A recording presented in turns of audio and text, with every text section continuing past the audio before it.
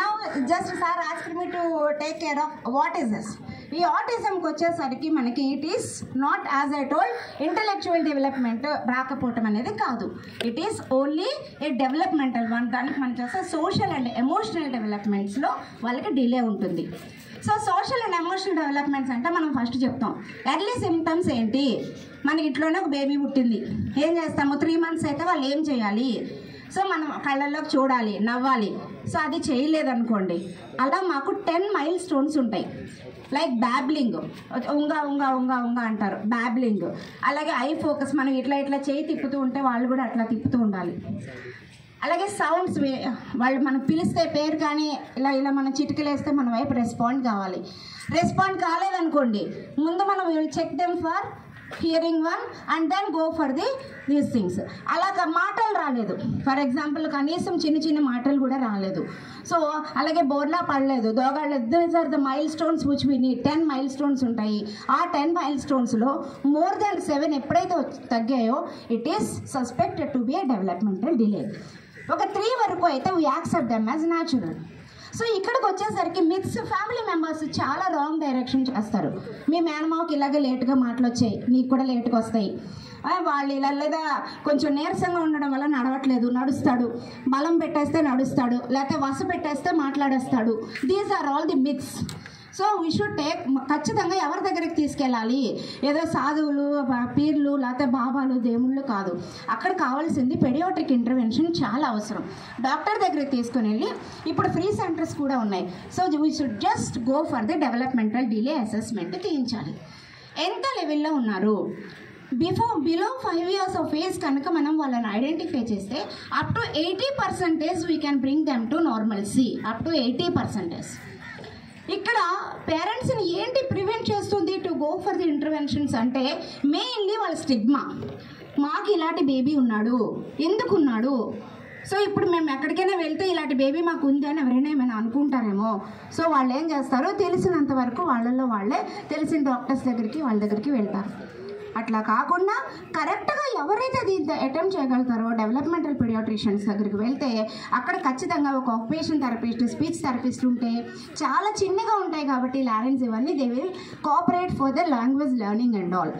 అక్కడ ఏంటంటే పేరెంట్స్కి కూడా సపోర్ట్ సిస్టమ్ ట్రైనింగ్స్ ఇస్తారు. పేరెంట్తో పాటు parent can train the children in all the things. Okay, and next ఎలాంటి సపోర్ట్ సిస్టమ్ ఇవ్వాలి? వాళ్ళకి మనలాగా కనబడదు ఈ ప్రాబ్లము. చాలా చిన్న ఎగ్జాంపుల్ అమ్మా, చాలా చిన్న ఎగ్జాంపుల్. వాళ్ళు ఎలా ఉంటారు అని మీరు అడగడానికి. ఫర్ ఎగ్జాంపుల్ మనం ఒక నైట్ బజ్జున్నాం, ఉదయం లేచేసరికి మన మార్స్ గ్రహంలో తీసుకెళ్ళి పడేశారు అనుకోండి. అక్కడ చూసే వాళ్ళు మాట్లాడేది అంతా ఒక భాష ఉంటుంది, అది మనకి అర్థమవుదు, అంతేనా? అక్కడ పీపుల్ కొత్త కొత్తగా ఉంటారు, మన బ్రెయిన్ ప్రాసెస్ చేయదు. వీళ్ళేంటి, వీళ్ళ మొహాలేంటి అలా ఉన్నాయి, వీళ్ళేంటి. సో సేమ్ వాళ్ళకి ఫేస్లో చూసిందంతా ఒకలా కనబడదు. ఫర్ ఎగ్జాంపుల్ మనం ఆ పోల్ చూసామంటే ఆ పోల్ బేసు ఇది అది అంతా కలిపి మనకు ఒకే పిక్చర్ కనబడుతుంది. Because brain will process them to be in a straight line to be like give the exact picture of what we're seeing. But there brain processing problem ఉండడం వల్ల ఆ పోల్లా కనబడదు.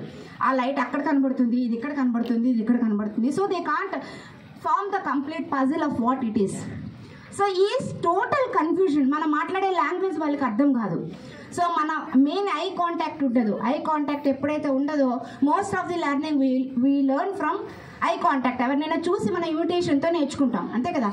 వాళ్ళు ఎప్పుడైతే ఇమిటేట్ చెయ్యరో, ఐ కాంటాక్ట్ ఉండదో, అప్పుడు బేసికల్గా లాంగ్వేజే డిప్రైవ్ అయిపోతుంది. సో వాళ్ళకి problem is not with in. వాళ్ళకి ఏంటంటే మాట్లాడాలి అనే ఒక సోషల్ కమ్యూనిటీ వాళ్ళల్లో ఉండదు. అది మనం ఎలా డెవలప్ చేయాలి? There are a lot of skills.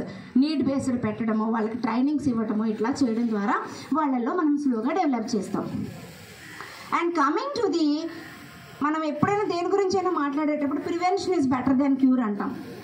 చాలామంది ఇప్పుడు అడుగుతూ ఉంటారు, మాకెందుకు వచ్చింది ఇది, మా ఇంట్లో ఎందుకు వచ్చింది?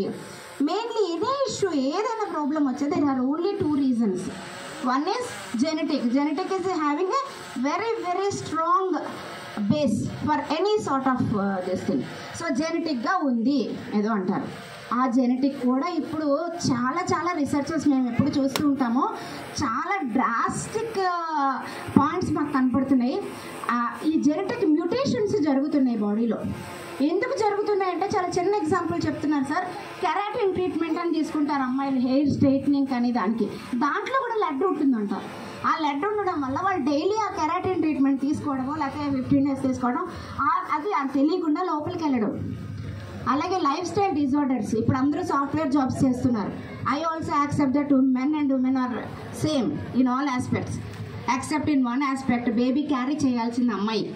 కాబట్టి కొంత కేర్ఫుల్గా అమ్మాయి ఉండాల్సిన అవసరం ఎట్లా అయినా ఉంది.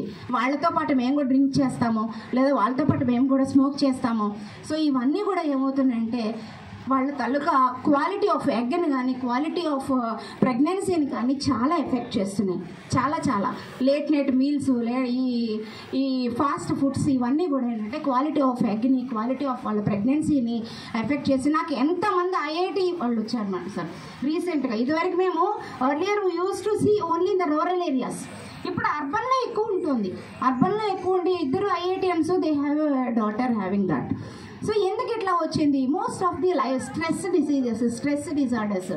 నిద్రకి మాత్ర వేసుకుంటారు, ప్రతిదానికి మాత్రమే, నిద్రకి మాత్ర, స్ట్రెస్కి మాత్ర, ఒళ్ళు తగ్గడానికి మాత్ర, ఒళ్ళు పెరగడానికి మాత్ర, సో కలర్ రావడానికి మాత్ర, ఎవ్రీథింగ్ అన్ని మల్టీవైటమిన్స్, అన్నీ ఎక్స్టర్నల్ ఫుడ్సే కానీ ఇంటర్నల్గా తీసుకోవట్లేదు. So these are all affecting this thing. So genetic mutations జరుగుతున్నాయి. ఆ జరగడం వల్ల మెయిన్ రీజన్ అదొకటి.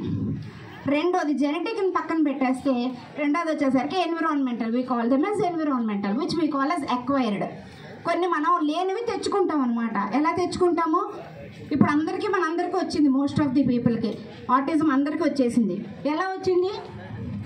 గాడ్జెట్స్కి మనం ఎక్కువగా చూడటం వల్ల, మొబైల్ ఎక్కువగా చూడటం వల్ల వాళ్ళు మనుషులతో కమ్యూనికేట్ అవ్వకుండా ఒక ఇన్స్ట్రుమెంట్తో కమ్యూనికేట్ అవ్వడం మొదలుపెట్టారు. మేము మొన్ననే ఒక రీసెర్చ్ ఎన్ఐఎంహెచ్ వాళ్ళు చేశారు, 80,000 శాంపిల్ మీ చేశారు ఆల్ ఓవర్ ది వరల్డ్. చేసినప్పుడు తెలిసింది less than 1 year of age ఎవరైతే ఎక్కువగా మొబైల్స్ చూసారో 3 years ఆఫ్ ఏజ్ తర్వాత వాళ్ళలో 83% ఆటిజం వచ్చింది. 83%కి. సో రేపు పొద్దున్న మీరు పెద్ద అయిన తర్వాత, మీకు పిల్లలు పుట్టిన తర్వాత వాళ్ళకి చిట్టి చిలకమ్మ అయినా సరే ఫోన్లో చూపించకండి. నాకు మొన్న మీటింగ్లో కూడా వచ్చి పేరెంట్స్ చెప్పారు, మా అబ్బాయి ఫోన్ వదలడు, కానీ ఆ ఫోన్లో వల్ల వాడు చాలా తెలివిగా అయిపోయాడు, అన్నీ చెప్పేస్తున్నాడు, అన్ని పద్యాలు చెప్తాడు మేడం, మీరు అడగండి, అన్ని రైమ్స్ చెప్తాడు, ఎంత తెలివిగా అయిపోయాడు మా అబ్బాయి. So why you are saying that it is a hazard అని? It is not intelligence. What the boy is doing is not intelligence. వాడు ఆ రైమ్స్ చెప్తున్నాడు, చూసి మొబైల్ చూసి చెప్తున్నాడు. మొబైల్ చూసి ఒక అమ్మాయి చెప్తుంది, పెప్పా పిగ్ చూసి మా అమ్మాయి ఫోనటిక్స్ అంతా నేర్చుకుంది, మంచి ఇంగ్లీష్ మాట్లాడుతుంది. మీరు ఎందుకు వద్దు అంటున్నారు? గ్యాడ్జెట్స్ వల్ల యూజ్ ఉంది కదా. So that is not at all intelligence, that is only parrot repetition. We call it as a parrot repetition. So just like A parrot, parrot చెప్తుంది రామ రామ అని, దానికి రాముడు అంటే తెలుసా? రాముడు అంటే భక్తితో చెప్పిందా? నో, దానికి బాగుంది ఆ వర్డ్ క్యాపని చెప్పింది. సో లైక్ దట్ ఆ బాయ్ కూడా మనకి ఆ రైమ్ అట్లా చెప్తున్నాడంటే వాడికి ఏదో తెలివితేటలు వచ్చేసాయి, మొత్తం అంతా వచ్చేసింది, పద్యాలు వచ్చేస్తున్నాయి కాదు. జస్ట్ వాడిని నీ పేరేంటి, నువ్వేం తింటావు, నీకేమి ఇష్టం అంటే వాడు చెప్పాడు అనుకోండి, నాకు ఇది ఇష్టం, అది తెలివితేటలు, అది అప్లికేషన్ ఆఫ్ నాలెడ్జ్, అది అండర్స్టాండింగ్ ఆఫ్ నాలెడ్జ్.